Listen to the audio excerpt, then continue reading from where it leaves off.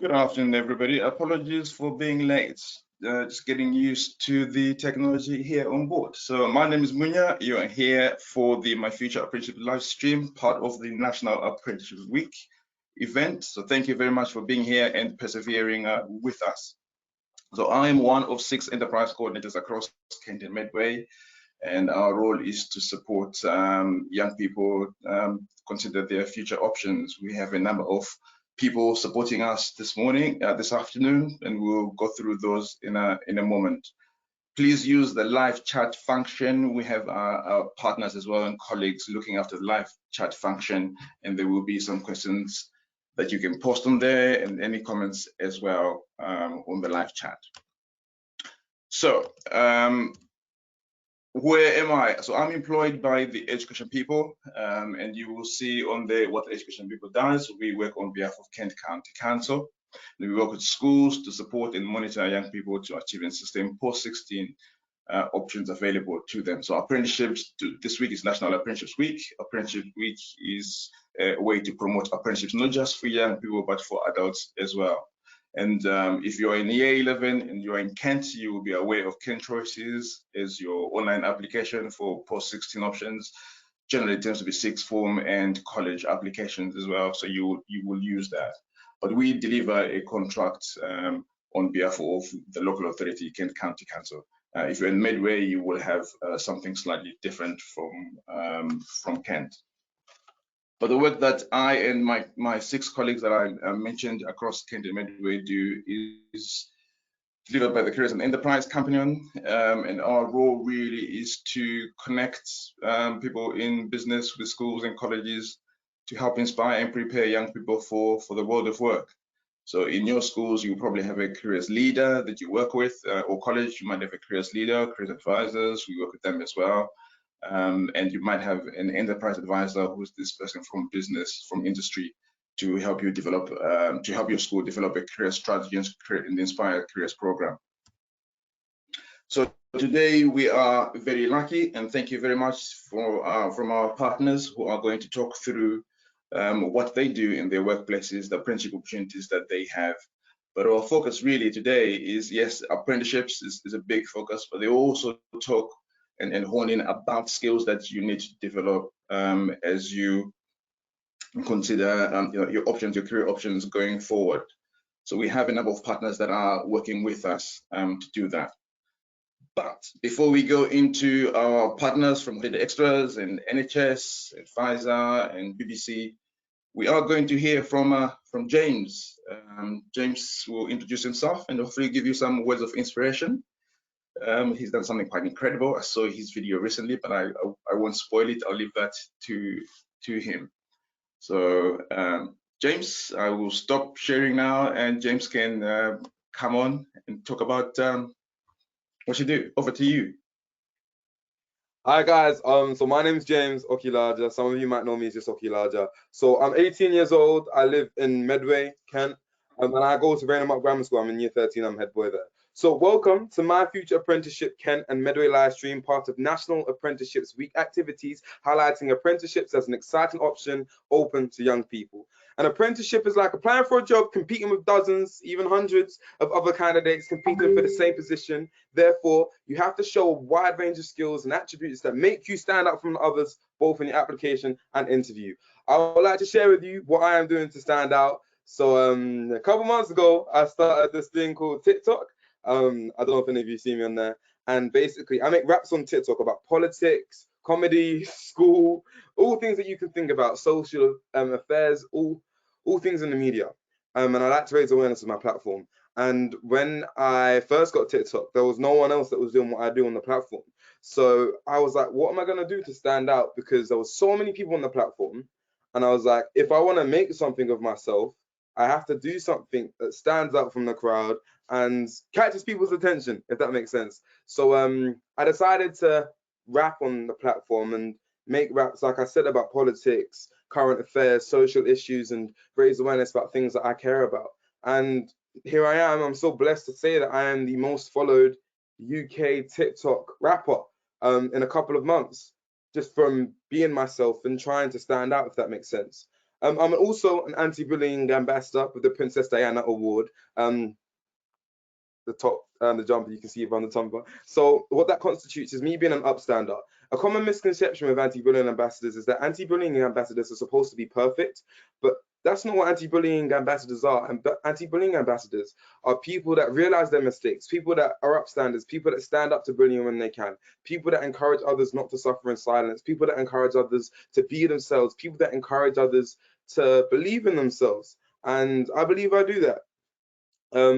At the moment, some of you might know, I'm also on The Voice UK at the moment. Team Will I Am. That has been an amazing experience. It's so fun filming. It's been such an amazing process so far. And how I ended up being on The Voice. So I'll be honest with you guys. I'll tell you guys the truth now. I never ever in my life ever thought I'd go on a show like The Voice, because it's not really something that I ever thought I would do, because I don't really watch competition shows like that, if I'm honest with you. But like I said, I started TikTok a couple months ago in the first lockdown, and I got an email one day from someone on the ITV team, and they said they would love to have me audition to be on the show. So basically, I got scouted and asked to be on the show. And at first, I'll be honest with you guys, I was so hesitant. I was like, oh, I don't really know if I want to do this. I don't really know if this is for me. And you know what? I think I just took the opportunity. I was like, what can I do with this opportunity?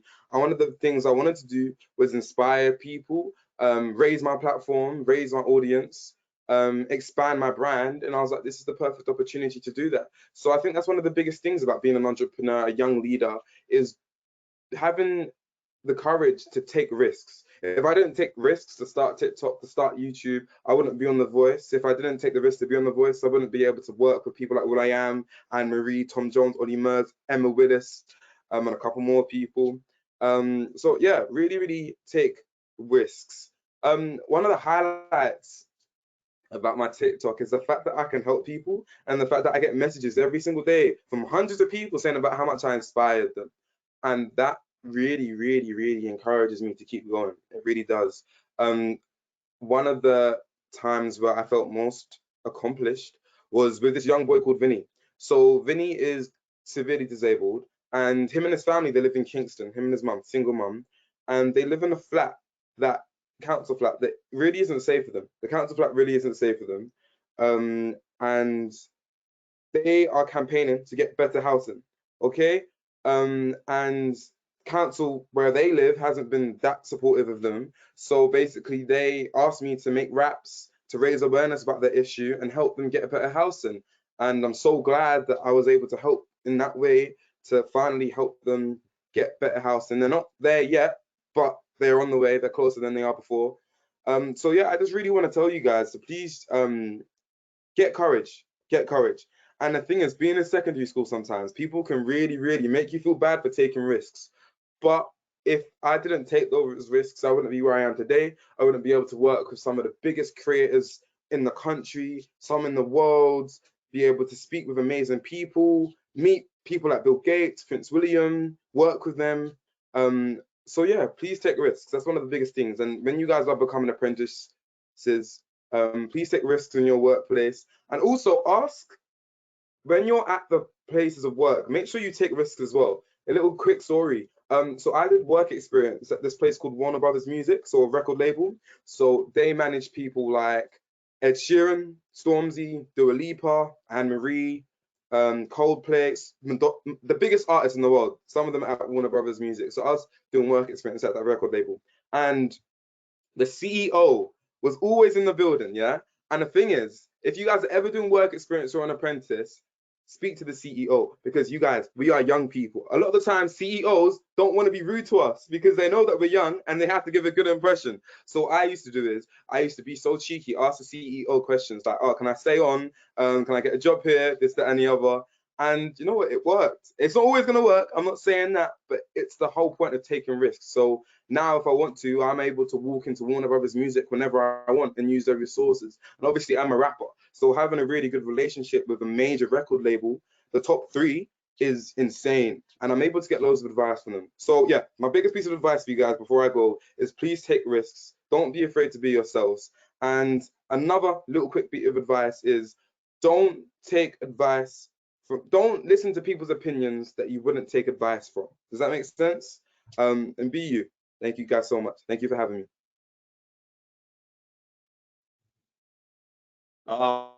Yeah, man. Whoop whoop.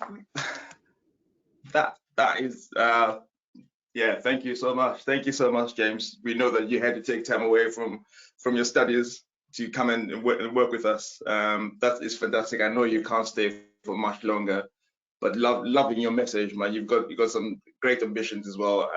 So yeah, we'll be rooting for you on The Voice. So thank you very much. Please share your comments on there. James, see you soon. Remember what James is talking about, take risks, ask questions. Yeah, fantastic. Okay, so now we're going to introduce Emma from Pfizer, who's going to talk to us about her journey and apprenticeships all together. So I am going to attempt to do this now the right way. I hope so. So bear with me. I'll take my camera off in the first instance and just let me know how you are getting on, Emma. Okay, I can't. Okay, perfect. Yeah, that's my slides. Can I move the slides across, or is that something you'll have to do? I am giving you permission, which should work, I hope. Yeah, first time doing this today, so quite excited. Thank you for joining us as well. Nothing yet, but I'll probably start talking to the first slide and hope that it works in a minute. So just a little bit of an introduction about who I am. So my name's Emma. Kind of where I fit in terms of apprenticeships is I am currently an apprentice. So I am a level 6 laboratory scientist apprentice. So level 6 is a degree level apprenticeship, but I will discuss that in a little bit more detail in a minute. My job role is I'm a pharmaceutical material scientist. So have been contributing towards a lot of the medicines that are produced by Pfizer recently. I can't move on the slides, Munya. Is it possible for you to take back control and then you can move them across? Yes. So first of all, I'm just going to discuss what an apprenticeship is. So I imagine that most of you already know what an apprenticeship is, but I just want to very briefly kind of go over because apprenticeships are really, really diverse. They're kind of not a one box fits all based on the levels. So I just want to go through the levels and kind of just show that there's a number of opportunities out there for apprenticeships. So apprenticeships in general are you spend 20% of your time working towards a qualification. So there's such a diversity of qualifications from level 2 to 7. And you spend 80% of your time in work-based learning. So you're focusing on skills, knowledge, and behaviors. The 80% work-based learning, you're kind of conducting a specific job role relevant to the company that employed you, and that's what the job description would state. And the 20% of the time you will be working towards the qualification. So I've put a table just to kind of discuss the different qualifications that you can work towards. So you've got intermediate level 2, which is the equivalent of 5 GCSEs, advanced, which is the equivalent of your A levels, and then you've got your higher end degree apprenticeships, which do cover the same levels. There are some slight differences between higher end degree apprenticeships. So I started my apprenticeship journey on a higher apprenticeship because I worked towards level 5 first and then worked towards level 6, whereas if you're kind of going towards a degree apprenticeship, you're going towards level 6 immediately, but there's kind of no difference between the level of qualification obtained on this. I also want to highlight that the qualifications are exactly the same as that you would obtain from a standard education provider. So my degree is exactly the same as someone who would obtain a degree through kind of conventional university, full-time university routes. It's just mine's part-time. Could you move to the next slide, please?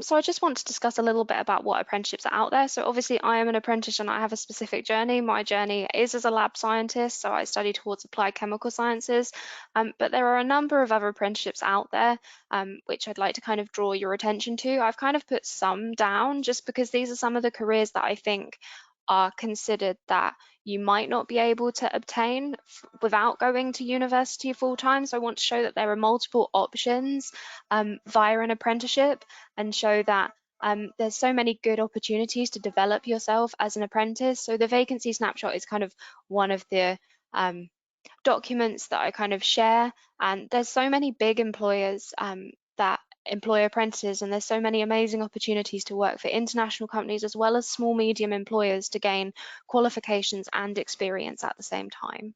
Could you move on to the next slide, please? So a little bit about why I chose an apprenticeship and why I think apprenticeships are so good. So I think like the key to apprenticeships is that you're gaining experience. I think you really do need a niche in the job market.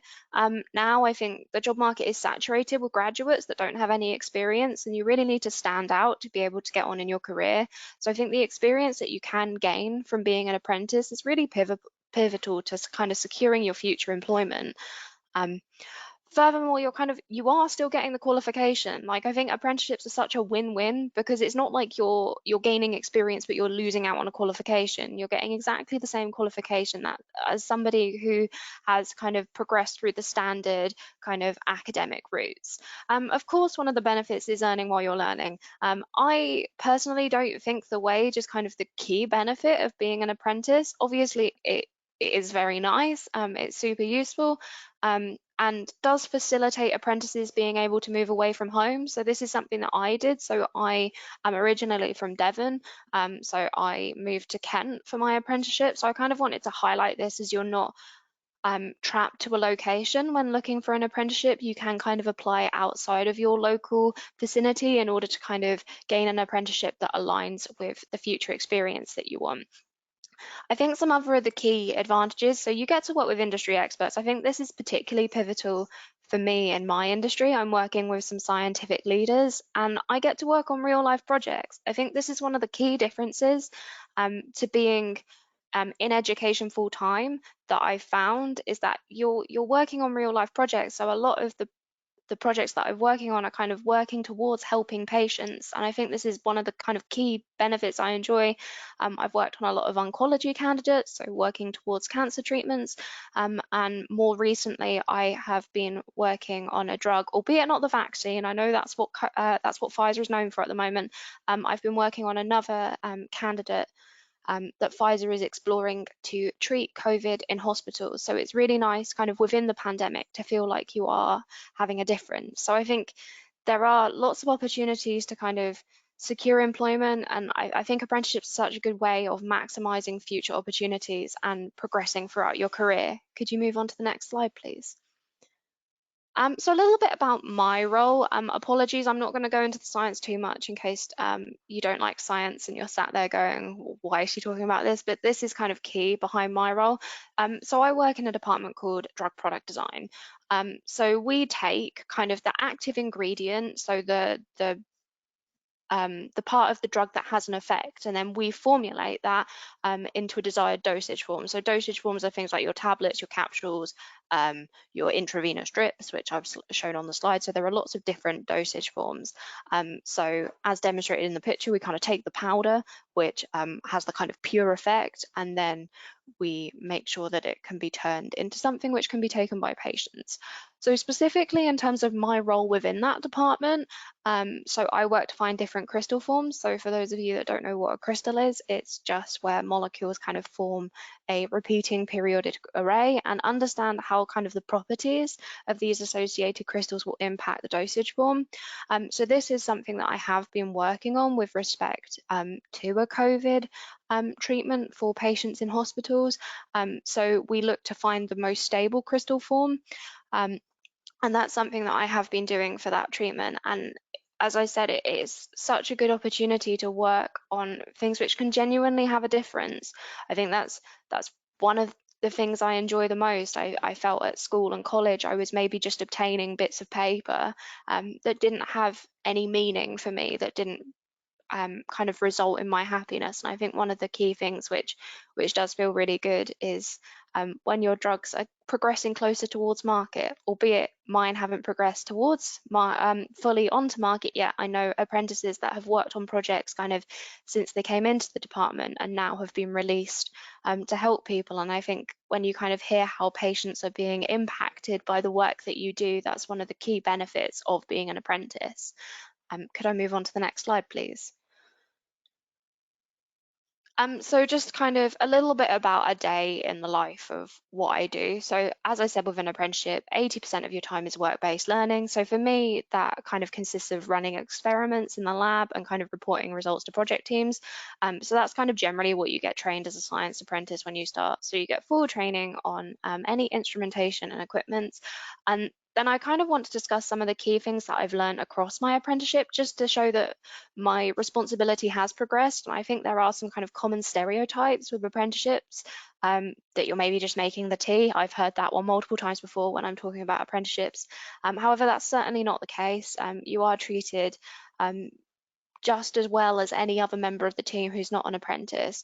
And I think this is shown by the progression steps that you can make. So I know now personally I direct project teams and provide insight for future experiments. So I'm trying to forward where I think the experimentation should go and provide direction to project teams in order to facilitate project progression. And there are so many responsibility progressions. I've kind of highlighted some of the ones that I know apprentices have done at Pfizer, but I'm sure regardless of what company you're at, whether it be a large international employer like Pfizer or a small medium employer, there are so many opportunities to kind of for growth and to kind of facilitate your career progression and progression into full-time roles and everything like that. So obviously this is dependent upon where you go to, but I know a lot of our apprentices have like authored documents, they are instrument owners, lab coordinators, and have done some really good technology projects working towards progressing the science. So there is so many opportunities to kind of play such a key role within your department as an apprentice. You're not viewed as secondary. I feel like my opinion really is valued in terms of my team, and I can suggest ideas to people who may be multiple grades my senior, but my opinion is still really respected, because as an apprentice, I feel like you might take a different view because you're younger, and sometimes that facilitates different ideas. And then obviously 20% of my time is progression towards a qualification. So this for me is one day university work as kind of a day release strategy. I know there's also block release, which is where you kind of might take like 3 weeks at your employer and then 1 week of university. It's kind of blocked out into chunks. But for me, my qualification is one day a week. So the apprenticeships at Pfizer now are day release. So you go to the university, non-COVID times, of course. My course has always been virtual though. I study applied chemical sciences with the University of Kent. My course has always been virtual. I go there for summer schools, but there are multiple people across the course there, up and down the country. So my qualification is pretty much the same as what you would expect from a standard university course. So I complete assignments and exams, and then there is a dissertation on a department-based project for kind of both levels, for level 5 and level 6. And I think a part of my apprenticeship that I really enjoy is the dissertation, because you get to do some technology work, and you're allotted the time to do that. And obviously working with such a big employer, there's a lot of kind of high specialist equipment that could be utilized in order for this. Could I move on to the next slide, please? So a little bit just about applications and recruitment. So I'm going to go through it kind of quite quickly. So all apprenticeships are advertised on the Find an Apprenticeship website. So you can just Google Find an Apprenticeship and it will be the top result. It's the government website, so you can apply through this website, or it will direct you to the website that the employer is advertising on. So you will generally fill out sections on like your qualifications, main strengths, why you think you'd be good at the job role, and your hobbies and interests. So I think it's really key in this, so that the employer can kind of get a flavour of who you are, and there's opportunities kind of if you do have any work experience or anything like that to kind of show that here. However, I would say that it's just about making sure that you fit with the employer. So every kind of recruitment for every different company is slightly different. So there are further application stages which can follow. So I know some of the bigger companies that have maybe thousands of people apply. For example, like Jaguar Land Rover have things like psychometric tests. There's kind of a lot of training you can do for these online if you know that they're coming up, and the employer should kind of direct you through this process. And then kind of talking through Pfizer's current application and recruitment process. This is slightly different to when I applied, but I think I'll keep it current in case any of you kind of want to understand what the process is like at the moment. So obviously there's an online application which can be done via the Find an Apprenticeship website. Then kind of the first stage of kind of profile matching is undertaken, where kind of successful candidates at this stage are kind of go through to a video interview, which is kind of your first interview process. So this doesn't have, the video interview process doesn't have someone at the other side. So kind of similar to this in the same sense that I'm talking, but I can't kind of hear anyone back at the moment. That's kind of similar to what the video interviews are. So it's a one-way video process, and you will be asked questions and are expected to kind of discuss answers to those. Which you can kind of use scenarios in your school life, kind of where you've demonstrated kind of different qualities, for example, organizational skills and like interpersonal skills, kind of evidencing kind of why you think you'd be a good fit to the employer.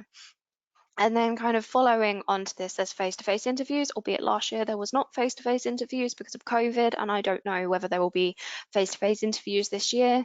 That's something which is a bit up in the air at the moment. But if not, there would be kind of a meeting with the hiring manager, either on a platform like WebEx or Zoom or kind of Skype, or an in-person face-to-face interview to kind of go through final interview questions pertinent to the role and kind of discuss personal qualities that you may have, to understand whether you're a good fit to the company. I'd say with it being an application and recruitment process, there is a chance of you getting declined. Like, I think you need to be careful with apprenticeships to put all your eggs into one basket as such. I think definitely my advice is apply for multiple apprenticeships. I think I applied for a lot of apprenticeships when I applied 3 years, I think it was 3.5 years ago now, to my first level 5 apprenticeship. I think I applied to about 15 employers. I was really lucky that I got offered jobs. I think it was 6 of the employers, but I think it's a really good strategy to make sure that you apply to multiple places, because it maximizes your chance of success. And as I said, there are so many application stages that the first process might go a little bit kind of funny because you're not really confident with the way that it's going, whereas then in the future you can kind of progress and you're like, oh, okay, like I know this now, I know how to answer these questions, I've kind of done this before. So I would definitely recommend that to maximize your chance of success. Could we move on to the next slide? So just a little bit of application advice, which I've kind of been going onto a little bit at the moment. So I would definitely say keep it relevant to now. I know people when they were applying to university at the same time I was applying to university that were like, should I put this thing on from when I was 12? I would say the answer is no, personally. Keep it relevant to the person you are at the moment. I'd say be subject specific. So if you want to apply to a scientist, kind of why do you want to apply to that job role? Kind of similar to your university applications, but I would say there is a key difference between a university application and applying to an apprenticeship, which that key difference is you are applying to kind of each individual employer separately rather than putting in a generic application process for your different universities. So one of my key bits of advice is to kind of look into and research the specific employer. It is more time to tailor your applications to the specific employer, but it has a much greater chance of success. So find out why you want to work at this specific company, not the company that does the same thing down the road. Are there any like key attributes that you can pick out as to why you think this company is definitely the one you want to work at? And I think showing passion and enthusiasm about the area is really, really key. So as I mentioned before, there are opportunities within the application process to write about work experience. It's desirable to have work experience, but I wouldn't say it's essential. When I applied to my apprenticeship, I had no work experience in a lab. I was from very rural Devon. The nearest lab to me would probably have been 100 miles away. Like, I didn't really stand a chance of getting any work experience. So I'd say if you have work experience, brilliant. And if you're at the point kind of in your education that you're looking at getting work experience, it's really good to try and get that to show that you're motivated, but don't be put off by the fact that you don't have any. And then be proactive and reach out to companies. As we kind of discussed through this webinar, take risks. I would say an employer might not have thought about having an apprentice, but the moment that you talk to them, they might think, oh yeah, like we haven't had an apprentice before, but it would be great for us to have an apprentice, and then they open an apprenticeship. And if not, they might be able to kind of recommend you to other companies that they know within their networks that might employ apprentices. So I definitely say, like, it's not just about you applying to the apprenticeship. Reach out, kind of, then you might get more of an idea of when their applications open or things like that. You might be able to understand the qualities of the employer a little bit more by reaching out to show that you're a candidate. I think being proactive makes you look like a really good candidate. So I definitely kind of align with what's been said before and say be proactive, take risks, reach out to companies. The worst that you can get is a no. And realistically, at that point, you haven't gained anything, but you haven't lost anything either, whereas you do stand to gain a lot from being proactive. And I think that's my final slide.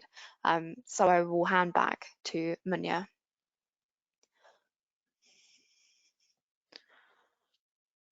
Thank you very much, Emma. We do have a couple of questions. If Mel, can you hear me, Yeah, Mel? I'm here. Yeah, I'm here.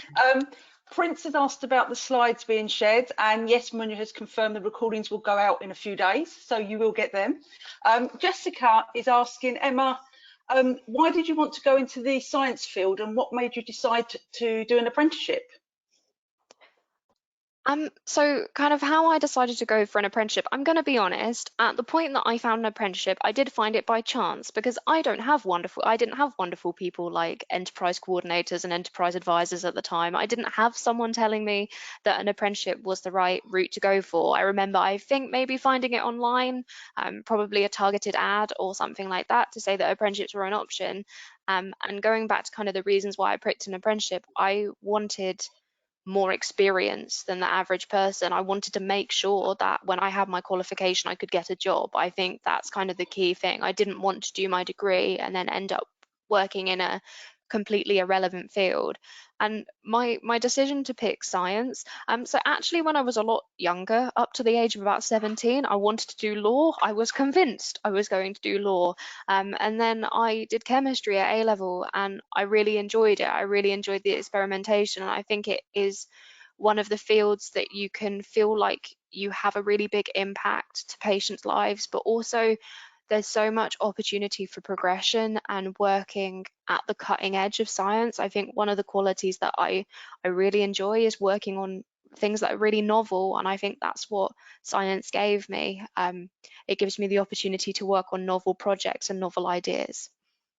Lovely, thank you, Emma. I hope that answers your question, Jessica. Aidan would like to know what helps you to identify specifics on the skills you have and the qualities you should show in your application. Good question, Aidan. I think there's a lot of guidance online about kind of what specific qualities employers are probably looking for. As I've kind of discussed, I'd probably say it's the interpersonal skills. So it's about kind of looking through your set of experiences, kind of what you've done at school. Have you shown leadership anywhere? Have you been part of any networks where you've shown good communication skills, good organization skills? There's a lot of information online about more about the interpersonal skills and kind of linking them to kind of situations that you have done. But I'd say definitely kind of look through the maybe extracurricular activities you've done, whether you've already had a job, whether you've already shown you can work in a team, and then kind of linking those to the job application. So I'd say it's definitely worth, when you're applying, having the job application open and seeing what that says, and then try and link it to your experience. So by kind of going through what you've done in your education and outside of education so far to demonstrate that. Yeah, thank you, Emma. Great answer. Prince would like to know, what are the opportunities for special needs people, students? I'm going to be honest, this isn't my area of specialism. I am an apprentice. I'm not involved in recruitment, so I don't fully understand how they would be recruited. I know we have had people in the past at Pfizer that have had like autism and kind of other special needs like that. So I think there is allowances in terms of the university and in terms of the workplace for that, but I think that would be set up kind of with the individual employer, if you are successful in getting an apprenticeship, to kind of make sure all the relevant adjustments are in place. Yeah, okay. And Ellis If I has can- asked how. Oh, go on, Anya. If I might just Sorry. add on there with what Emma is talking about, absolutely right. It's an HR function. Just remember that there are over 800 staff at Pfizer in Sandwich with all abilities as well. So there are mechanisms that Pfizer will put in place for anybody who's got any abilities or disabilities for that matter. So yes, get in touch with Pfizer HR. Thank you, Munya. And lastly, Ellis has asked, how old were you when you started your apprenticeship? So I started my apprenticeship age 18, so I did do my A levels before I went on to my apprenticeship. So I had my level 3 qualification and I went on to my level 5 and then on to my level 6 qualification. So I've been at Pfizer for about 3.5 years now. So I'm 21 at the moment. So I got my apprenticeship age 18 and then I got offered the full-time job age 21. However, if you are 16, I don't know what age you are, there are still opportunities to go and do a level 3 apprenticeship. And I know multiple people that have done it that way. You can do a level 3 apprenticeship and then do a level 5 or 6 apprenticeship. You can progress through the levels via doing an apprenticeship. So if you're 16 or younger than 18, I'd say whatever age you are, don't be scared to do an apprenticeship. Even if you're 50, don't be scared to do an apprenticeship. It's more about the qualities you have than the age you are. Lovely. Thank you, Emma. That's all from me at the minute. Thank you. Excellent. Thank you very much, Emma. If you can stay on for a little bit if you like. We are moving swiftly, talking about skills as well that you mentioned there. We are moving swiftly to our partners from Holiday Extras. So Hello. hopefully this works. Oh, oops, I am clicking on the wrong one on top.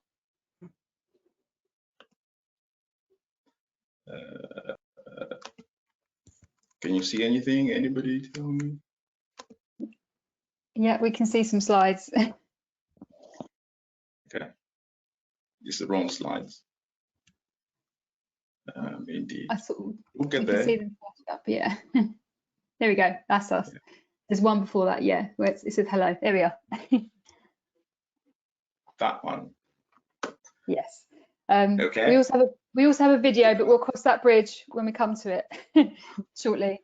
Shall I just start? You can probably only hear me because my camera's not working, so I do apologise. My name's Nicola, and yeah, for some reason my camera's not working. So unfortunately, that's annoying because I did my hair this morning, so you missed out on seeing that. Oh, Minya, could you just share the slides? Oh, big. Can you see that? Is it okay if I control the slides because it's just not working very well? Yeah, if that's okay.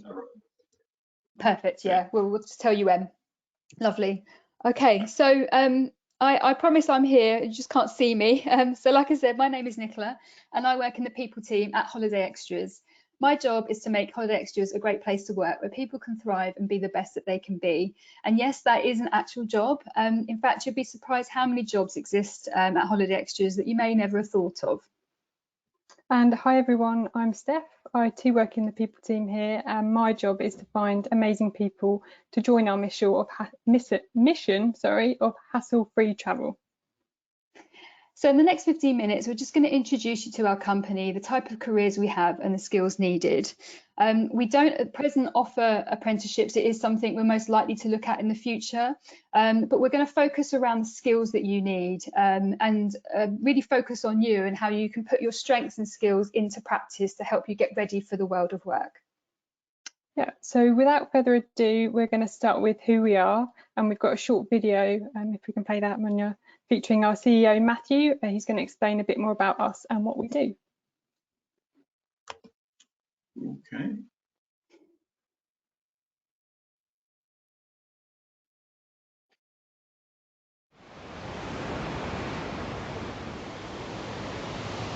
I believe a business should practice what it preaches, and we preach this. Less hassle means more holiday.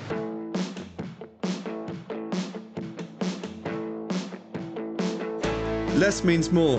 That drives everything we do, sell or offer. The Holiday Extra story started with airport hotels. We gave travel agents a simple system for booking. It was a win for travel agents, a win for hotels, and a win for our customers. Everybody won. Today, Holiday Extra's turnover is heading towards £500 million. We handle 6 million reservations and take a booking every 5 seconds. We sell everything but the holiday. Airport parking, lounges, holiday insurance, car hire, overseas transfers, with much, much more to come. We've invested heavily in technology and in people.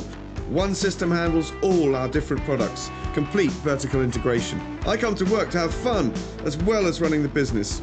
And that goes for all 1,000 of us in the group. A workforce enjoying itself is good for business and customers. If a meeting can take place here on a beach in France, we'll do it. If it's no fun, there's no point. New technologies, new access to a wider world. These are all opportunities. We're at only 10% of what we will be. Holiday Extras is fast becoming the one-stop shop for every travel extra. We're all about providing more for our customers, travel agents, supply and distribution partners. More opportunities, more growth, more fun. Holiday Extras. Less hassle, more holiday.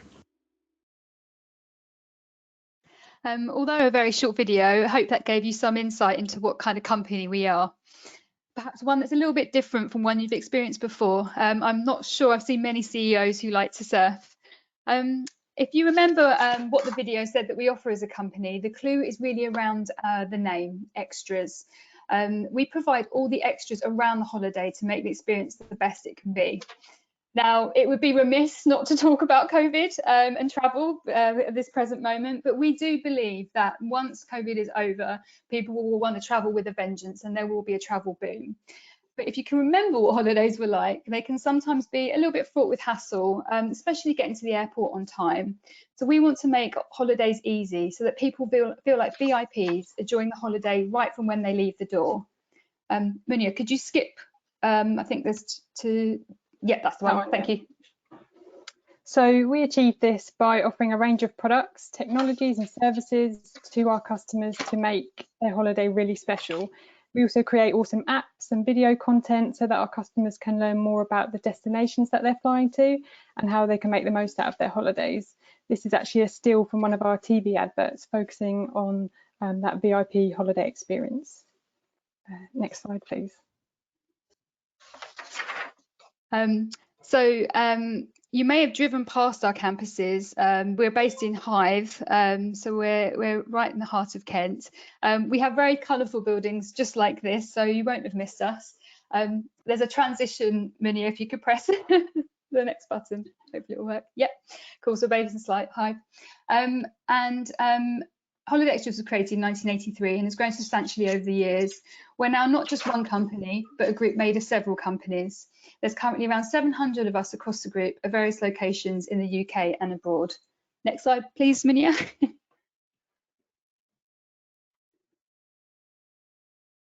So to put what we offer into context, here's just some of the products and services that our customers can buy from us, including hotels, parking and travel insurance. As well as travel and technology change, so do our products, and we expect this list to be very different in the future. We work with a range of partners as well that you may have heard of, such as EasyJet, TUI, Travel Supermarket, and then our short breaks business, who are just up the road in Ashford, offer theatre breaks, UK breaks, and work with the top theme parks such as Alton Towers, Chessington and Legoland. So if you're an adrenaline junkie like me, I'm sure you visited some of those places as well. Next slide, please. As well as being based in Kent, our services and parking technology are used around the globe. We also have a team in Munich, Germany, offering travel extras to the European market. Next slide. Thank you. So when it comes to working at Holiday Extras, we want to create an environment where our team can be the best version of themselves. We want to make sure that people's work is both rewarding and impactful. We want people to feel energised when they leave work at the end of the day, not drained. as Nicola touched on, we're very lucky to have purpose-built modern campuses and flexible workspaces to suit individual and teams' needs. Continually learning and developing is really important in any role, so we have a range of courses and learning resources to support people with that. And staying connected across the business is also important. So like a university, we have lots of groups people can join, including Women at HX and an LGBTQ+ group, just to name a few. Just making sure that our teams are healthy, both physically and mentally, is vital. So we do a lot of activity around this to make sure our team is supported. Next slide, please.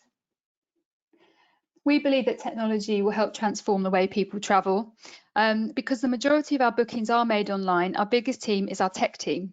They write code for our website and build apps just like these to give to our customers the best online experience. It's their job to make sure that they can access all the products and information at the press of a button. Understanding how our customers travel is really important so we can recommend them the best products. As well as having an awesome website, a key focus for us most recently is data, with a specific team who are working with exciting things such as machine learning and artificial intelligence to help us predict our customer needs and the product we can offer them that's personal to them. As it can move so quickly, we always use the latest technologies. Because of this, a lot of jobs that we have now didn't exist a few years ago, and this will be the case for years to come, which is actually quite exciting because it means that anything is possible when it comes to careers. Next slide, please. So to give our customers the best experience, all of our teams work closely together. So starting with our tech team, which includes roles such as software engineers, software testers, and data scientists. Don't mind clicking, there's a few cogs on this one. Working closely with them are our product specialists who head up projects and teams to make sure our products are presented in the best way to our customers. We also have teams who ensure we advertise and rank highly on Google's search pages. So that's otherwise known as search engine optimization and pay-per-click advertising. Our email team code and send emails to our millions of customers to promote our products and services.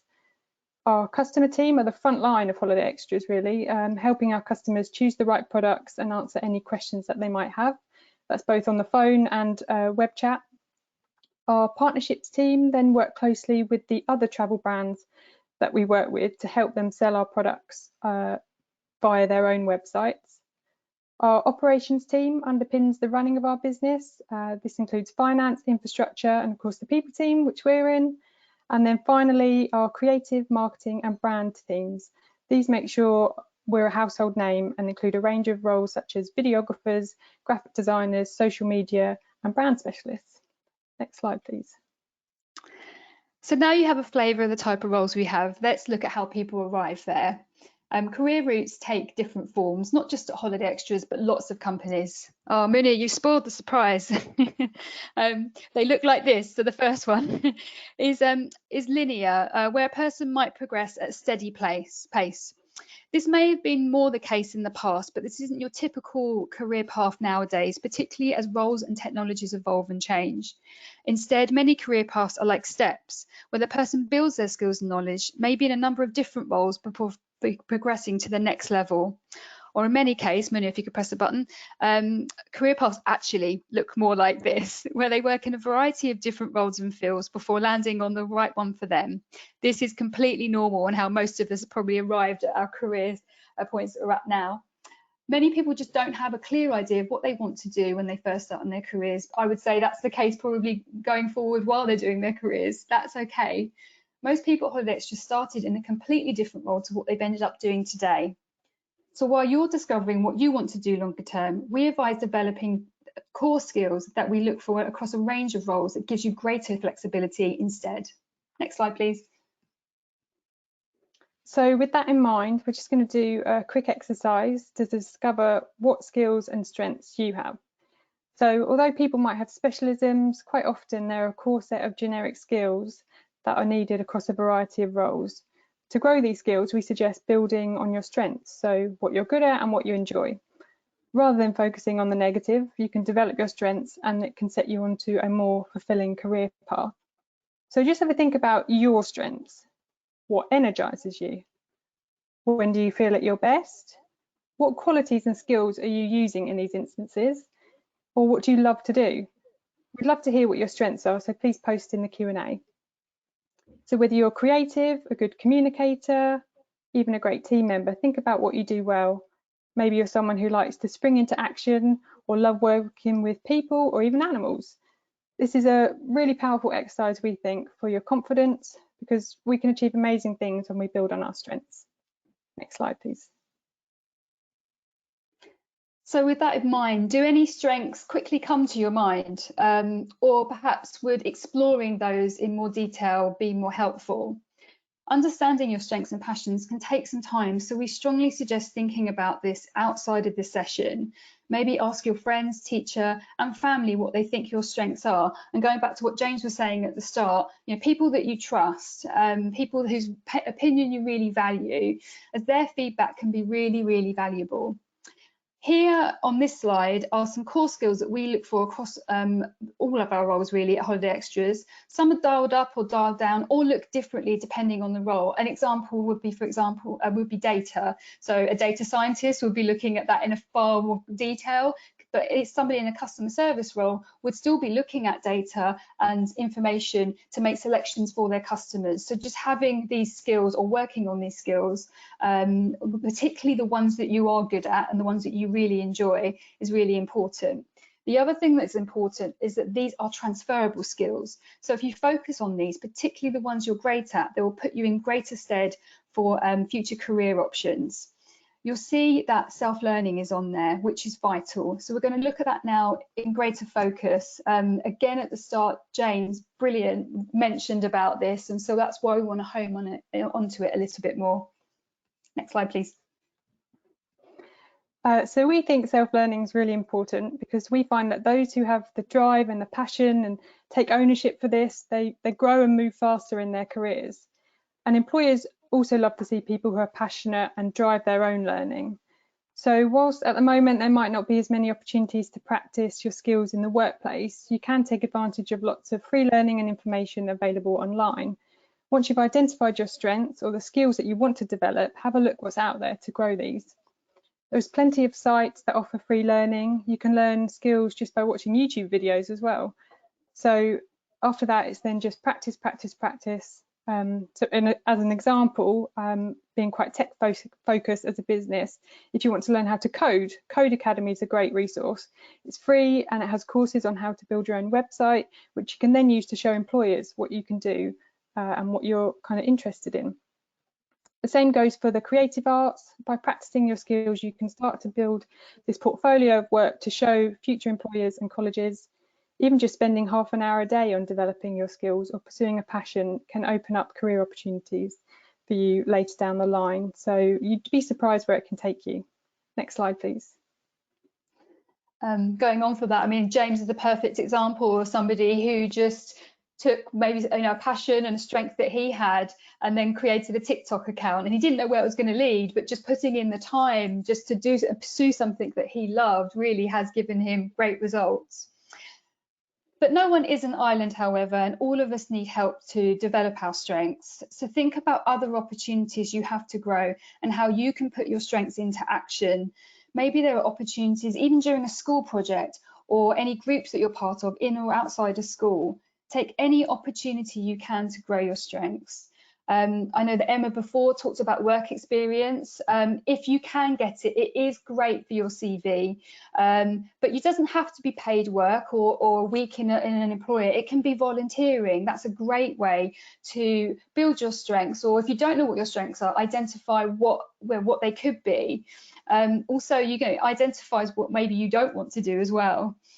Either way, colleges and employers want to see you take the initiative and will value any experience or work or evidence of self-development. Expanding your network is also key, so draw on family, friends and other connections that you have. Again, volunteering is a great way to meet people and most importantly, network. I've done quite a bit of volunteering even the last few years, and you'd be surprised how many people who are doing it, maybe who are retired, how actually connected they are in their communities and how much they might actually want to help you in your pursuit of finding work. There are various volunteering groups, so maybe ask your school for more information. As we end this session, we suggest creating a plan on how you're going to grow your strengths. It can be very small, even if it's just going on the internet and looking at, well, what my passions are and how can I expand those. Whatever you do, remember, have fun doing it. Next slide, please. Well, that's it. So if you want to know more about working at Holiday Extras, you can go to our careers page, which is listed here. Next slide, please. Yeah, and thanks for taking the time to listen to us today. We hope that you've inspired to think about how you can develop your strengths and passions. We know this is a very short talk, but we hope it gives you some food for thought that you can take away. And please do share with us some of your strengths in the Q&A.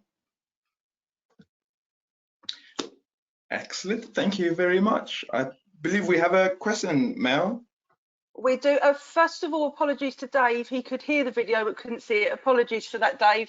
And Ellis has got a question, a really good one. Once COVID is over, would there be days when we can come and see what roles Holiday Extras offers?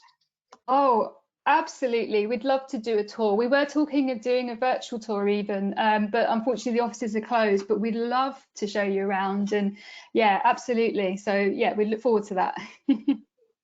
Brilliant. Thank you. That's all the questions this end. Thank you. Thanks. Thanks. Excellent. Well, thank you very much indeed for that. Now we are going into Nathan to talk to us about careers in health. Nathan, are you ready, sir? Certainly am, Mignet. Excellent. Thank you very much. Your slides should be showing. It's over to you to talk to us about all the careers within the NHS. I've also tried to give you permission, so hopefully that works. If it doesn't, I'll claim back my permission if that's okay. Okay, slides haven't come up yet.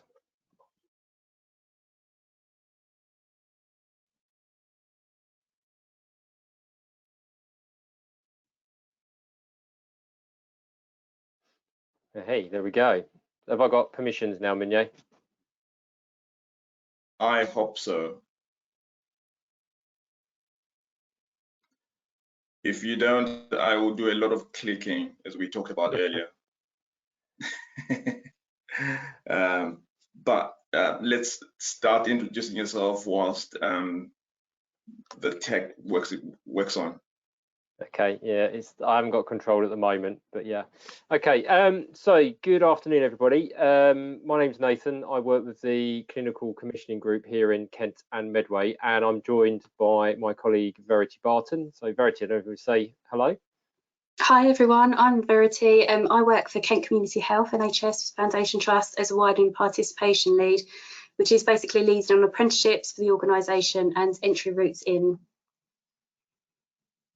Brilliant, thank you, Verity. So my role is to actually support what is called an integrated care system. You don't really need to worry about that too much, but it's basically about how do we start to work as an entire system across Kent and Medway. And what that allows us to do is to do things like this today. So the presentation we're going to talk about is really about health and care, not just acute hospitals, not just community care, but all of the provisions out there that really make up health and care. And hopefully when we get onto a certain side, you'll probably see just how crowded that space is in Kent and Medway. So Mignet, if you can push the button for me. So what we're going to focus on a lot here today is really about what are those skills, behaviours and traits that are needed to work in the health and care sector. And obviously at the moment, health and care is right at the forefront of careers, innovation and work, obviously due to COVID. So we're not going to talk about COVID because I think we've all heard a lot about that over the last year. So this is the NHS Rainbow. This is the NHS Promise. And what this is really saying is, if you come and work in health and care, this is kind of the environment that's trying to be created. And it's really important that not only do we live these values as people, as employees, but we actually identify where these values are being used and where they're happening. And you use this as a method and a tool really to start thinking about what type of career or what type of organisation would I want to work in if I came into health and care. Because health and care isn't made up of just one organisation. We see the brand, NHS, but actually it's made up of hundreds of organisations and they are separate organisations. And this quite often is a real problem for people like yourselves and applicants, because you end up thinking you're applying to one organisation, which is the NHS, and you're actually not. You're having to go out to lots of different organisations. So what we're trying to do as an integrated care team is trying to look at how can we bring all of that together, so actually that when applicants, apprentices, work experience, volunteering, kind of all comes through one channel and one process. So it makes it a lot easier for you to kind of live your aspirations. So thanks, Munye. Next one. Have we got the video, Munye? Yeah, we will struggle with the sound of the video. Okay, don't worry about the video then. Let's skip the video. It's not a problem. If you go onto YouTube, you can find hundreds of videos about NHS recruitment. So let's skip that. Go on to the next one then, Munye. Great. So what we're just going to give you is just a little bit of an overview of what employers look like in Kent and Medway. So click the button again, Munye, click it twice. So we've currently got around about 86,000 people just in Kent and Medway that work across our kind of acute settings. So that's all of our big hospitals, communities, minor injuries units, and other commissioned services. So we're the biggest employer in Kent and Medway. In fact, we're the biggest employer in England, and we're nigh on nearly as an entirety the biggest employer in Europe. So we then look at our primary care sector, so that's all our GP surgeries, and there's just over 6,000 people working in that. So it gives you an idea of the scale of the operation. So if you click once more, Munye, and within that, what that means is we've got in the region of about 350 job roles. So they are individual job roles, from plumbers, painters, right through to nurses, brain surgeons, physiotherapists, you name it, we cover it.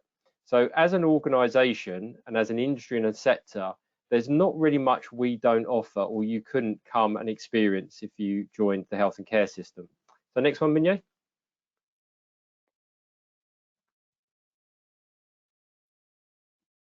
Click on Munye if you can hear me. Hey, there we go. Right, just keep clicking on this, Munye, because there's loads on this one. So basically, this just shows us a map of Kent and Medway, and it shows us all the different types of organisations, the amount of hospitals, the amount of community hospitals, and the little stethoscopes ones are what are called primary care networks. So basically, within each one of those primary care networks, there could be several or 10 actual general practice surgeries. We've then also got all of our ambulance services, which is run by CCAM. And when we start to look at this as a space on the map, we can just see how crowded it is for employers and different services that are run out there for us. What's really important about our sector is that we are a genuine education and learning sector. So much of our work through research, development, so very similar to what we were talking about with Pfizer earlier, lots of that research, scientific research, we are directly linked into universities. We have labs, we have research stations, and we work jointly with most of our education providers in Kent. So that's right through from our main universities through to the colleges and right down into schools now as well. And last year, really excitingly, we launched the first ever medical school in Kent and Medway. So that's a school, a college, a university that's training new doctors and new doctors of the future. And I'd really encourage you, if you are interested in medicine, then please do look at their website or go to YouTube and look at some of their videos, because they are an absolute inspiration with the work that they are doing. Next one, Munye. So cracking on with the apprenticeships then, these are the top 10 that we've had over the last few years. And if you push it again, Munye, what it will show is actually that not all of these jobs are about being a clinician or a clinical role. And when we ask most people, engage with most people, we say, what does the NHS and health and care do? Typically, most people would turn around and say, it's nursing, it's doctors, that's all you do. It's not. So you can see here that actually a very large proportion of the apprenticeships that we run are not specifically clinically or medically based. And that's really important, I think, that we try and get that across more. You know, we have so many support services across a hospital, for example, that makes all of that medicine, all of that medical patient care actually happen. So don't just think clinical or medical when you think about the NHS health and care. Next one, Munye. So what do you need? What do you need to think about when you're coming into the health and care profession? So these are what are called the 6 C's. And basically, these are kind of a universal set of skills and behaviours that is expected across health and care. Probably not that surprising, you know, care is one of them, compassion is the other one, but the one I really want to focus on, and just picking up on what James was saying earlier, was about courage. So there's quite a big difference between kind of risk and courage, and what we look for in people is that courage, because obviously certain risk taking in our industry can be quite dangerous, but what we really want to see is people who've got that courage within themselves to actually kind of look for that innovation, have that courage to step forward and actually be that person that's going to hold someone's hand, have that courage to stand forward. Actually, I can help someone who's in a really difficult position right now. Because remember, what we're talking about here is health and care, not just what turns up in an ambulance or what's done in a hospital. Communication is key. Obviously, one of the biggest key elements to our industry is communication. So that's really, really important. The competence bit, obviously, you have to build and grow. We're not born specifically with competence. We have to gain certain elements in order to become competent. Next one, Minye. So what sort of values and behaviours do we need then to actually work in our industry? Not surprising, working for patients is one thing, but there's a big difference about working for patients than just working with patients. So as we move to a new model of health and care in Kent and Medway, we are going to be patient-led. So this is very much around how do we actually work with our patients and how do we make our society healthier so we can look after our own health. Compassion is obviously a really big one. So these we're starting to get into some of the emotive elements here that you have to think about if you want to come into the health and care profession. Obviously, respect and dignity are huge. You think about some of the things that we deal with in our sector, some of the people we have to deal with, and the situations that people find themselves in, we absolutely have to show respect and dignity towards those people in order to be able to do our jobs and help people. Quality of care, you'll hear that a lot, obviously really, really important. So we have a multitude of professional bodies that oversee us, right from specific professions right through to actual clinical quality commission who actually overview the holistic kind of care of what hospitals and people do. Next one, Minye. So this was taken out of the Institute of Student Employers. It was a survey that was done last year, and it was sponsored and run a bit with University of Kent. And if you click through a couple of times, Minye, some of them will go bold. And really what they were saying is, and what we're trying to say here is, start thinking about those intrinsic things in you that will help you actually start to make a plan and make a decision. So, you know, emotional intelligence. What is that? That's really just talking about how control are you in your emotions? Do you understand what that process of making emotional decisions is about? Obviously, bearing in mind that our industry can be a very emotive industry, obviously because of what you might see or deal with as you go through your career. Resilience. Well, you know, if we haven't understood and realised that in the last year, then that's certainly at the forefront now. You know, how do we make our staff resilient? How are we resilient to having to deal with things that we have to deal with? You'll already be dealing with that yourself. With most of these things, you're already experiencing these. Sometimes it's just hard to put it into context. Remote working. I'm sat here right now at home. I should be in an office. Verity's probably sat in her home. So it's a very, very different way for us to work. And we've even got nurses and clinicians that are actually working from home dealing with patients. So we've had to learn a huge amount in the last year. So innovation, technology, thinking outside of that box. Actually, we're trying to get rid of the box. So again, you can bring that inspiration and that innovation as well. Self-awareness, really important, and taking responsibility. What is your journey? So what do you want your story to look like when you think about a career or a job? Love the slide from the holiday company. You know, what do careers look like? They look like that messy spaghetti on the side. That's what most people's careers actually look like. So don't forget, it's not about one decision now. It's every step you take is a chapter. It's not the whole story. So just how do you think and learn about what steps, what do I want my story to look like, and how do I get there? Next one, Minye. It's really busy space, isn't it? All the things you've got to think about. If you push once more, Minye, we'll get some green ticks. So actually, you know, I'm doing GCSEs, do I do A levels, do I do T levels, do I want to go to college, do I not want to go to college, do I want to go to university, do I not? You know, big difficult decisions. And really the best way to make a decision and make that plan is to try and gather as much information as you can, talk to those trusted people, and then develop your plan around what's the right route for you. Because the bottom line, whether it be an apprenticeship, whether it be go to college, university, it doesn't really matter. If it's not the right decision for you, then it's not going to give you what you want. You will always be able to get to where you want to get to. It's just about creating that story and that pathway of how you get there. But the really important thing that I want to hone in on is what can you bring to your applications, to an apprenticeships, or making those decisions. Don't forget the things that you do in your everyday life. In our sector, that's really important because we deal with everyday life.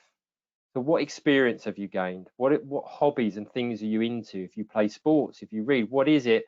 What are those skills that you get from that? You might be caring for someone yourself, a family or friend. Again, skills, their behaviors that you're learning.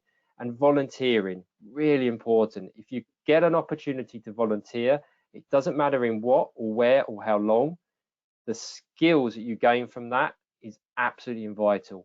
It helps you network. So you might hear a lot these days about being an entrepreneur within your career.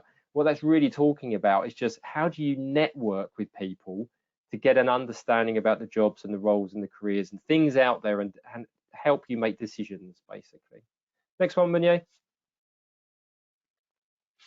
So these are sort of things that you're likely to see in our profession. A really great website to go to is that one at the top, the Healthcare Apprenticeships website, or sometimes known as HASO, so HASO.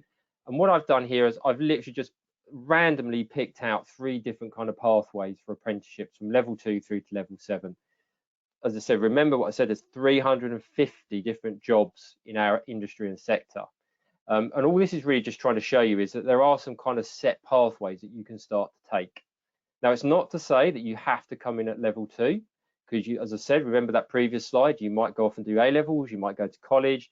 So actually, it might mean that you come in at, say, level 3, level 4, maybe even level 5, depending on what your experiences are and what you've done in the past. But again, what I put in here is hospitality. How many of you actually know that some of our hospitals run hotels? They're actually like hotels inside the hospital. So they have complete and utter hospitality teams, right from front desk, right through to cleaners, right through to food prep, operations and everything else. It's a really wide, varied industry and sector that we work in. Next one, Meunier. So a couple of websites just to end on. The HASU website, or that one at the top, Healthcare Apprenticeships, really good resource, really good site. Another one to look at is the NHS Healthcare Careers website, which again takes you through lots of different careers, a little bit more technical. So if you like a little bit more detail, a little bit more technicality and stuff, that's quite a good website to go to. If you want to find apprenticeships, then normally the NHS Jobs website is the one to go to. But obviously, don't forget what I said earlier about networking. Really important. You know, think about that entrepreneurial element, what James was talking about earlier. How do you actually start to stand out? How do you start to learn about and integrate and think about this as a potential sector that you might want to come into? Now, some of you might want to go a very traditional route. You might very much want to do A levels, college, university, and then into a profession. And that's absolutely fine, because remember, unlike other industries, we work with those universities and colleges as our partners. Last one then, Meunier, which is just questions. So between Verity and I, we would do our best, if there are any questions, to answer them. There will be some questions, obviously. Nathan and Verity, you know, the NHS being the largest employer probably in Europe, I bet there'll be plenty. I think we'll take 1 or 2 because of our time commitments, but we know that these slides will be shared anyway at the websites you've mentioned. So Mel, let us know. Yeah, thank you very much for that. That was very informative. Ellis, I think you might have covered it with your websites, but Ellis would love some more information on the specific roles within the NHS and the healthcare and social care industry. Is there an email that she can email to do this, or is it through the website and you get someone to chat to?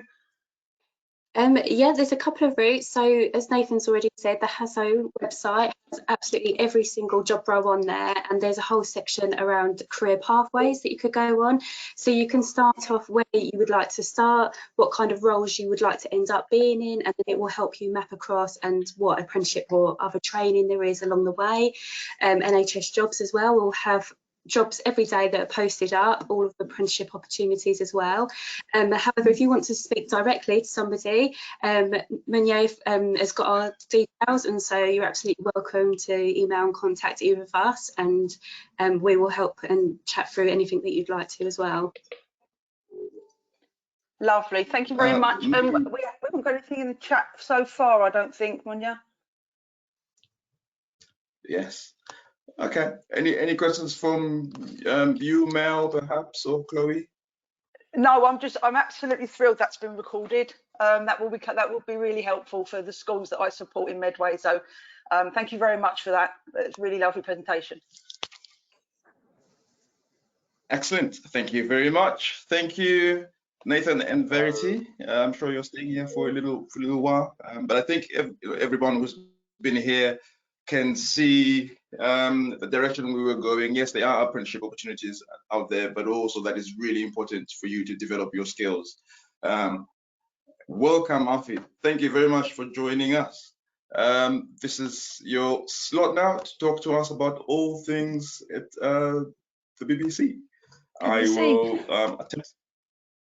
Well, afternoon, everybody. Can I just say how inspired I feel just sitting here, listening to everyone, to James, to Emma, to Steph, Nicola, Nathan and Verity, because I feel like changing my career now from where I work, from the BBC, and all the hints and tips you've given are so valuable, and I'm not going to repeat them because it doesn't matter what job you apply for, and it doesn't matter how competitive the industry is or how competitive you've been told the industry is.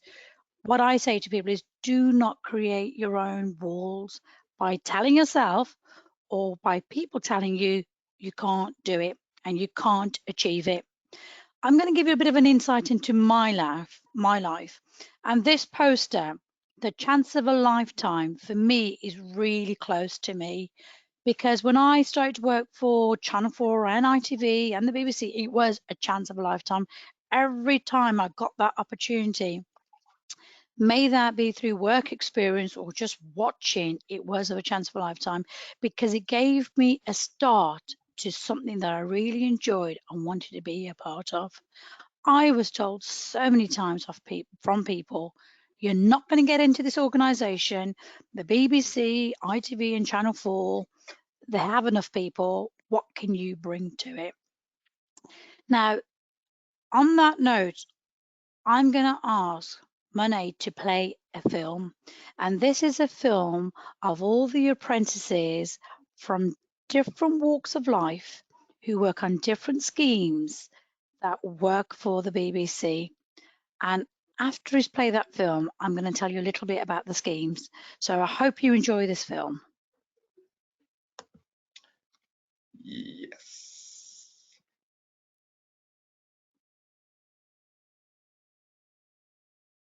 I can't believe I'm here as an apprentice at the BBC.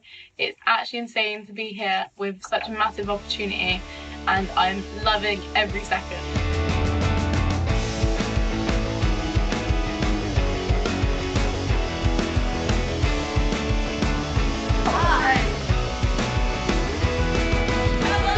I had no idea that I was going to get it, and here I am now. Yo, I'm Sam Owen, I'm a production apprentice, and this is the Walk of Fame I do every day to BBC Radio 1 Extra, Radio 1 and Asian Network. We're currently working on a presentation for Charlotte Moore to show her different strategies and ways to approach the BBC for the future. Wish us luck. Being an apprentice at the BBC is a life-changing experience. The best thing that I've learned is to edit a digital video to BBC standards. To have a video on the front page of BBC News Must See was a dream come true. Was working on Strictly Come Dancing, now working on Dragon's Den, but can't talk too long. Got an audition to set up. Just all in a day's work of an apprentice, you know.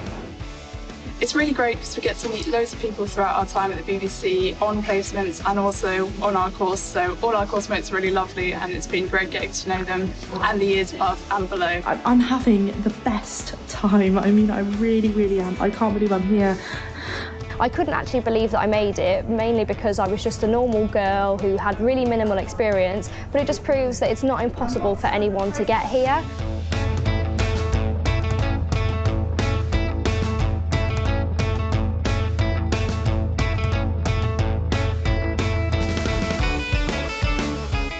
I think what I love most about the BBC is how diverse it is. So it's not just a legal firm, you've got so many other departments like technology and engineering, and therefore you get so much more exposure to what everyone else does. The experiences that you get here are just second to none. BBC allowed me to work with the best, and that only happens if you want to be the best. My future career is hopefully to pursue a job in strategic and operational management. One day, I'd like to write, produce, direct and star in my own BAFTA award-winning BBC Two primetime sitcom. My dream after the degree apprenticeship is to become a robotics or electronics engineer. I love the fact that the BBC affects everyone in everyday life, and to be part of that team is huge to me. What about you, Padsy?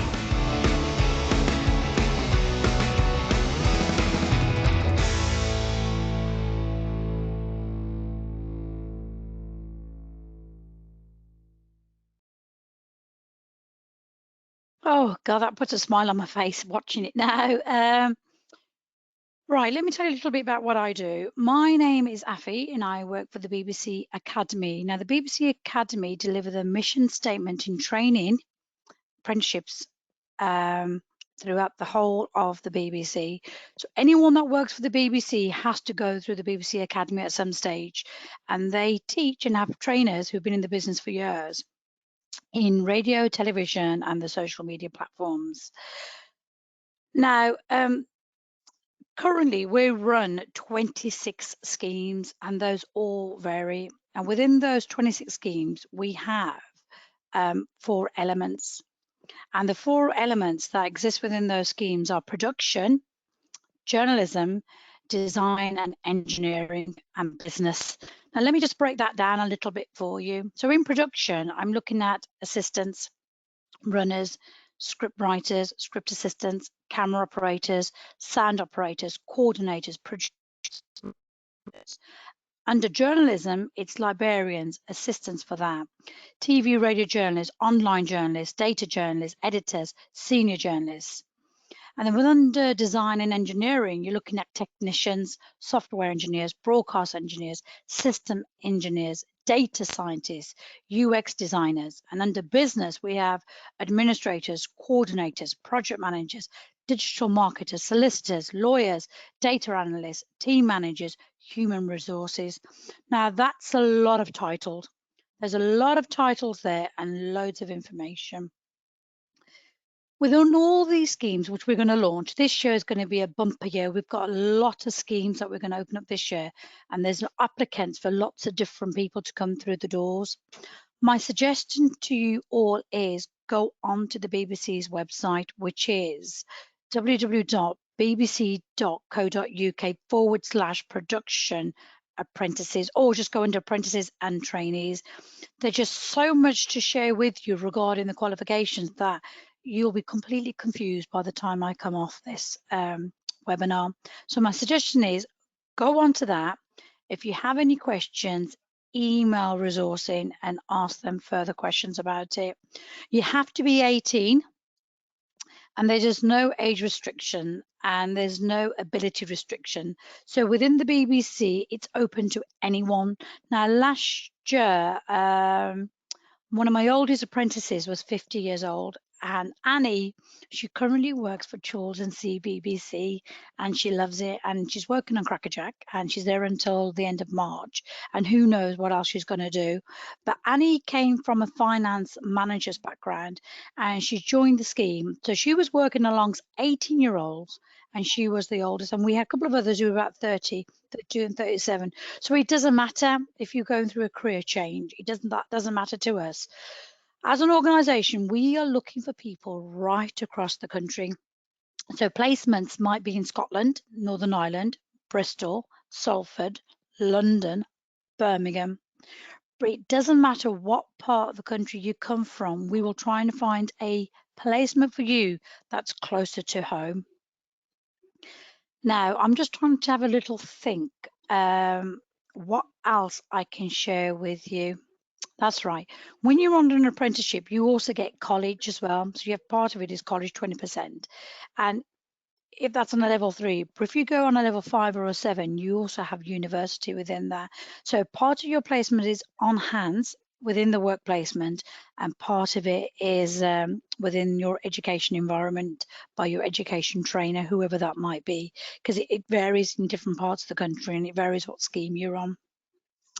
Last year was a real interesting time because quite a lot of our apprentices did online learning. That's the first time we did it. And if I said to you under production, which is the area that I specialise in, 80% of those apprentices have actually gone on for future contracts and work. And that's in television, radio, and on the online platforms, which is Instagram, Twitter, Facebook. Some programs have Facebook, but not all programs have Facebook. The other thing that I wanted to share with you was so we've talked about the educational side of things. The application forms are going to open up. Now listen to this. The application forms are going to open up in April, and engineering is going to be opened up in March. So this year, March the 1st and April the 1st are when the application forms open up. My big suggestion to you, my big tip for you for today is go onto the website now and start having a look at the website. Listen and take note what everyone has said. Use your personal experience. What I want to see is yourself, your authentic self. I don't want to hear about your best friend, how wonderful they are. I want to hear about you. What makes you smile? Why do you think you can make content that we don't currently see? Tell us, the BBC, why we need you, why you are going to be creating content, how you can be of use to the BBC, how the BBC needs you, what it is that you have that BBC currently don't. And take it from me, I was told for many years that BBC didn't need me, but I believed, and I still do, that they need me very much so, and I'm an asset to them. And I think that's the reason why for the last 28 years I have been in the BBC. I started off as a runner in television. I started off an assistant in radio. I then went on to produce programs for network radio, that's Radio 1, 1 Extra, and the Age Network, and local radio as a program producer. For television drama, I worked as a runner, worked my way as a second assistant drama for things like EastEnders, Peak Practice, which are quite old now, but those type of programs, and I did a couple of costume dramas as well. When I worked in radio, I wanted closure, and I went back and worked as a script assistant editor. Now, I never thought these things were going to happen to me, and I'm very lucky and I'm very blessed that I was able to move from one genre of programming to another genre of programming. I fell into the BBC Academy accidentally because I was looking for extra work when I worked part-time and I was raising the children who are now in their late teens. So I've got 3 children and a dog and a husband and a family to run and all those things that we have to do as human beings to survive. I didn't think I could go from one part of the industry to another, but the BBC have allowed me to do that. And like I said, I never imagined in a billion years I was going to work in the academy because I love program making. I love creating content. And that film you saw, 2 of us made that, myself and my line manager.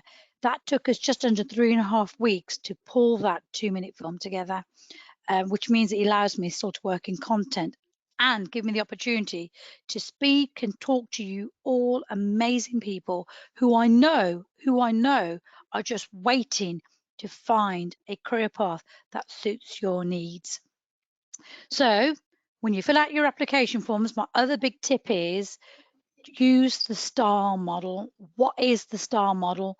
The STAR model is, and if you do a Google, you can find out, and often business practices use it. When you use an example, use a situation where you've used that example. Talk about the task that was given to you, what was achieved, and your result. And you should be able to do that in 3 sentences. And all I have to say is I thank you for taking time out to listen to me, because it can be really hard work listening to lots of people who are trying to help and guide you. And I wish you all the best of luck. So thank you for listening, and thank you for attending today as well. It's really important that you are given all the chances and all the opportunities.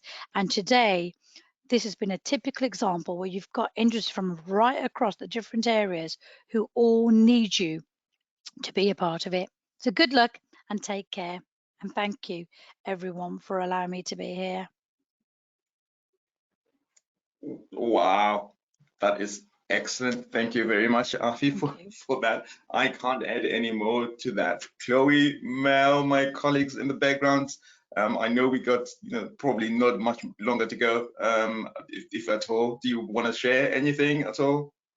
No, there's no questions. You've covered everything so beautifully. Thank you. From me, everybody that's spoken today, been so helpful, informative, inspiring, talking about skills, making sure young people are making the most of what they want to do, get where they want to go. I'm really excited to share this with our networks. They're going to really appreciate this information for the young. They can send it out to all their young people so that they can all hear about the roles in your businesses that you've brilliantly promoted today. So thank you very much. My pleasure. My pleasure. Excellent. Thank you for having me. We will share the recordings. We will share the links as well by email shortly in a few minutes after this call to everybody. And then the recording will come a little bit later. So thank you very much to James. I know he's not here right now, but thank you to James, Emma, Nicola, Steph, Nathan, Verity, and of course, Afi for being here, and my colleagues for looking after the live chat. Good luck, and see you soon. Look out on the social media channels, the BBC, NHS, Holiday Extras, Pfizer's, Career Medway, Careers Enterprise Company, plenty of stuff out there, and keep in touch. Take care, and we're out. Thank you. Thank you. Thank you, everyone. Bye. Bye.